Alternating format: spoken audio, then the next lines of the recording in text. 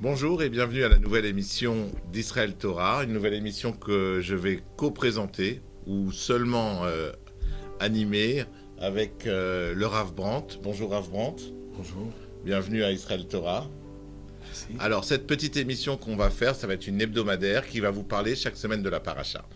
Un petit mot sur la paracha, une petite réflexion avec le Rav Brandt que vous pourrez vous après refaire à table Shabbat ou vos enfants raconter le Shabbat devant tout le monde à table.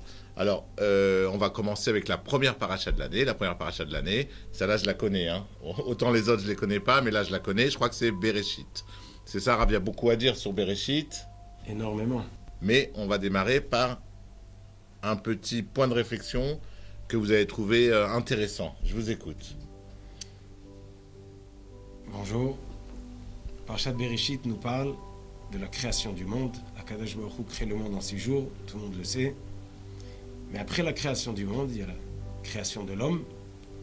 Et le point qui serait intéressant qu'on remarque ou qu'on en parle, c'est la faute de l'homme. Ah, on démarre bien là. Tout de suite, on attaque. La faute de l'homme. Alors allez-y, Rav. Parlons de la faute de l'homme. La première chose que l'homme fait au Gan Eden, Akadosh Baruch Hu lui dit, ne mange pas de l'arbre du savoir. Et Noach, il mange de l'arbre. Il mange le fruit, sa femme... Noach ou Adam? Pardon, excusez-moi. Adam Mmh. mange le fruit, donc sa femme, elle amène le fruit, comme la Torah nous raconte, et il le mange. Et ce qui nous intéresse aujourd'hui, C'est que c'est sa femme qui lui a apporté le péché.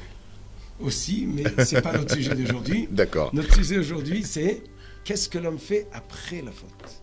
Ok. Nous sommes tous après l'histoire de la faute d'Adam, et nous aussi, nous ne sommes pas parfaits. Comme il est marqué, il n'y a pas d'homme qui ne faute pas. Mhm. Donc on va essayer de voir comment se conduire après la faute. D'accord. Donc la faute, je pense que tout le monde la connaît. Il y avait un arbre. Hachem, Akadosh Baruch Hu, il a dit, tu touches à tout ce qu'il y a dans le Gan Eden, dans le jardin d'Éden, sauf à cet arbre. La femme, elle va, elle prend le fruit de l'arbre interdit, elle apporte à l'homme, elle lui dit, vas-y, croque dedans. C'est ça, hein, la faute. L'homme croque dedans parce qu'il a écouté sa femme, ou il a eu peur de sa femme, on ne sait pas. Et c'est la première faute de l'humanité. Voilà. Ok. Alors, ce qui nous intéresse, c'est qu'est-ce qui fait l'homme après la faute. Chacun de nous, la première chose après la faute, on veut se cacher. On a honte, on regrette. Et il y a eu un moment où on était faible, on n'a pas surmonté l'épreuve, mais après on a honte. Donc c'est ce qui est marqué. Vayishmeu et kol Hashem Elokim mitalech bagan, leruach hayom vayitchabe Adam veishto. Donc l'homme et la femme se cachent. Ça Ils veut dire entendent- quoi là, dans le texte? Vaishmeu. Ils ont entendu la voix de Dieu Mhm. qui marche ou qui réside dans le Gan et ils se sont cachés. C'est normal. On essaie tous de se cacher. On croit pouvoir ne pas prendre responsabilité. Peut-on se cacher de Dieu? Bonne question. Mhm. Très bonne question. Vaikra Hashem Elokim el Adam vayomer lo Ayeka. Et là, Akadosh Baruch Hu se dévoile à l'homme et lui dit Ayeka, où es-tu? Donc, effectivement, on ne peut pas se cacher de Dieu. Ayeka, où Ayeka, es-tu? où es-tu? D'accord. Vous notez Ayeka, où es-tu? Quand vous cherchez votre fils, quelqu'un à la maison, vous pouvez crier Ayeka, Ayeka.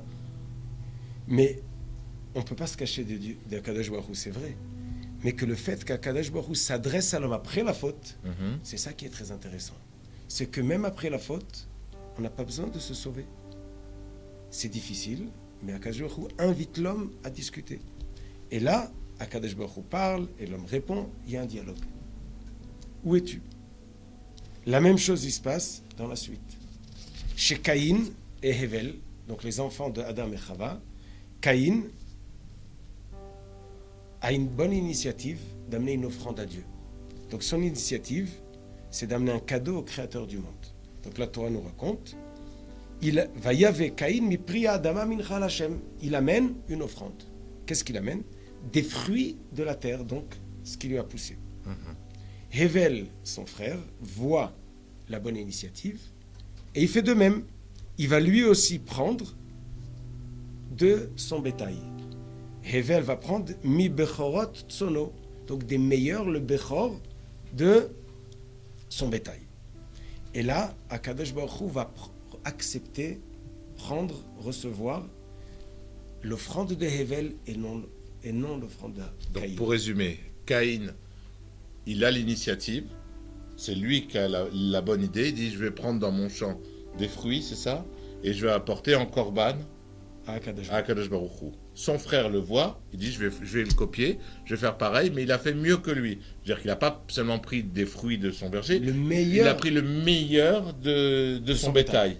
D'accord. Et là, Caïn, il est déçu.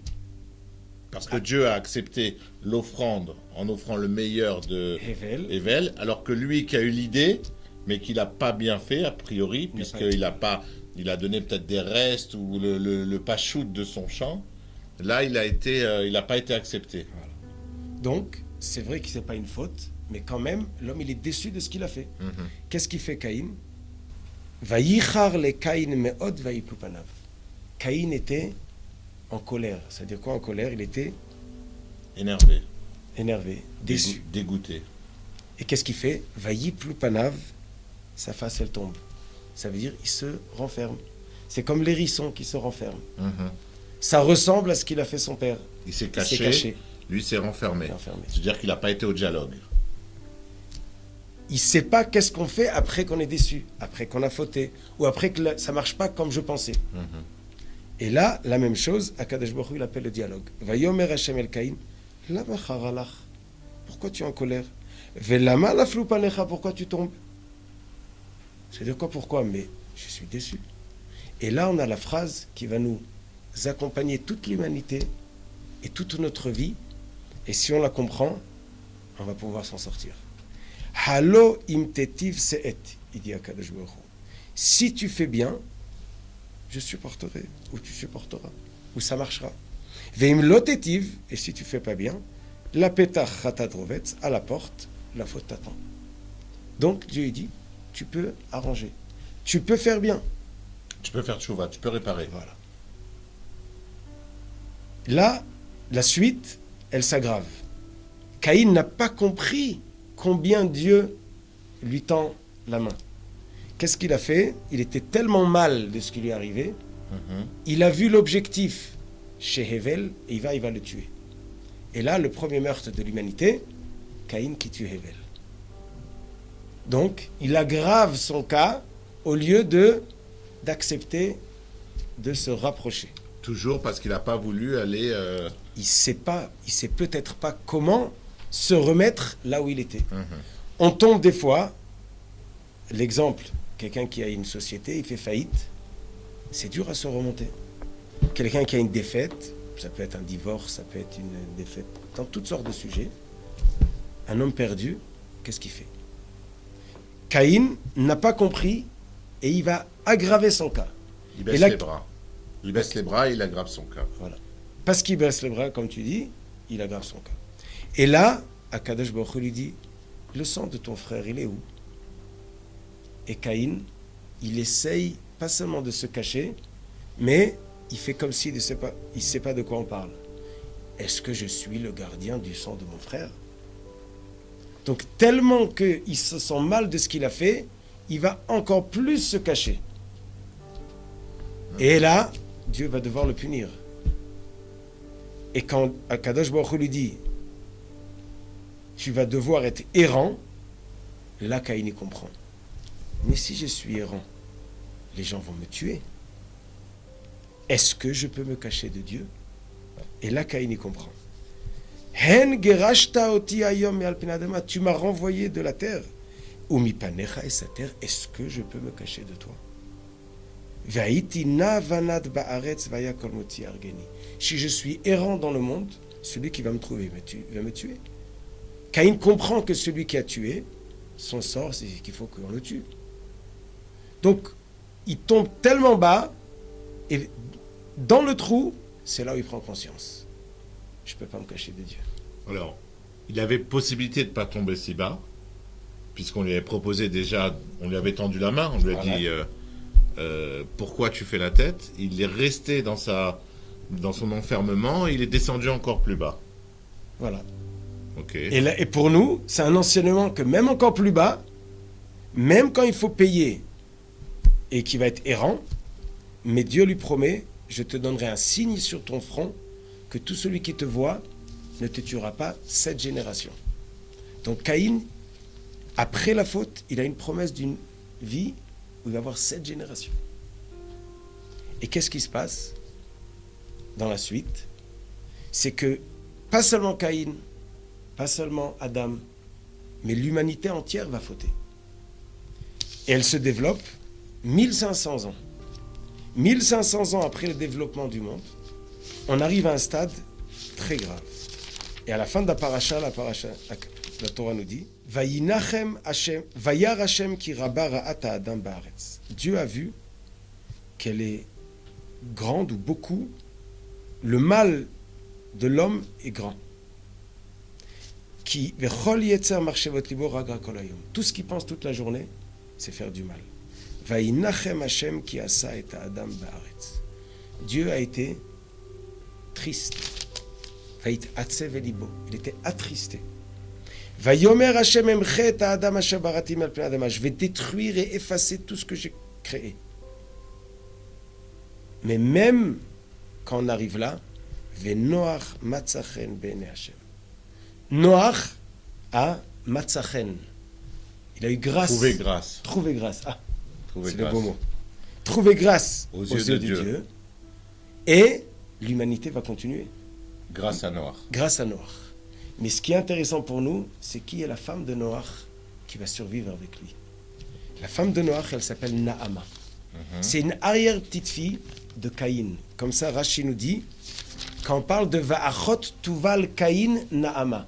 Tuval Caïn va être le petit-fils de Caïn, la 7e génération, qui va tuer son grand-père. Parce que ce que Dieu lui dit qu'il doit mourir, il va être accompli. Caïn va être assassiné. Mais la promesse que cette génération va vivre s'est accomplie. Et il s'est marié, il a eu des enfants. Et sa arrière-petite-fille était la femme de Noach qui va survivre. Et nous tous aujourd'hui, nous sommes pas seulement les petits-enfants de Adam et Chava, mais de Noach et Naama, qui est l'arrière-petite-fille de Caïn. Donc même dans la gravité de ce qui s'est passé, et le monde presque entier va être détruit, mais la chance de remonter. Et là, la preuve que nous sommes là. Donc, un bilan positif de cette paracha. L'homme peut fauter, mais l'homme peut toujours se relever. Exactement. Merci. Si on comprend un petit peu de ce que on lit et qu'on voit, ça sera mieux pour nous tous. Merci beaucoup Rav Brandt. Alors si Dieu veut, on se retrouve la semaine prochaine pour la paracha, vous l'avez annoncé, puisqu'on a vu à la fin de la paracha, c'est la paracha de Noach. Merci et Shabbat Shalom. Shabbat Shalom, merci.